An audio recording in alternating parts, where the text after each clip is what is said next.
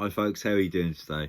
I just want to read a very short story of mine called Ghost, which was published in the 84 Stories, 84 Words Anthology, which was published in 2019. This is a collection of travel fiction, all 84 words long, by primarily a group of writers who, before lockdown, would attend a writing group at a little tea room called Number 84 on Echo Square in Gravesend. And this was a couple of years worth of work that we put together, and we've put into this amazing little book here, which is available on Amazon. I will put the link in the description beneath. But here's my story, Ghost. The girl woke up suddenly, fear sweeping across her. At the foot of her bed was her older brother, as clear as day. She screamed so hard she couldn't speak the next morning. The mother came running into the room in her nightdress and hair in curlers. She too saw her son and screamed. Her son was in Burma, fighting for king and country. But she saw him there, at the bottom of her daughter's bed, as clear as day. Was this a message? A little background to that story. It's inspired by an actual event involving my granddad, his sister, and my great-grandmother.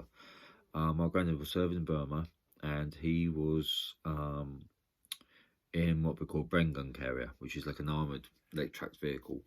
And the Japanese attacked it, and he was blown out of it. And if I remember right, he was the only survivor. And it was roughly the time when he was laying severely wounded, not severely wounded, but very badly wounded, that his sister woke up and saw him at the bottom of her bed. And that story, it's one which my granddad would tell from throughout my life. I remember him hearing it.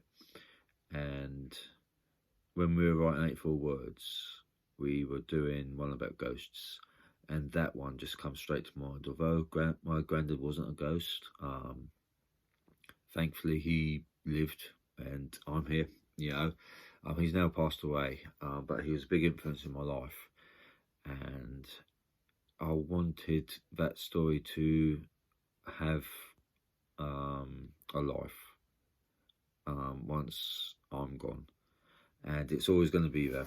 And that is just one story of many written in this book that I'd strongly recommend. There is a little bit of everything for everybody there, because it's a great group of people who meet at this group. And if you please click the link, check it out. Believe me, it's worth a read. Lots of fun. Right, guys, have a good one, and just be good and be kind.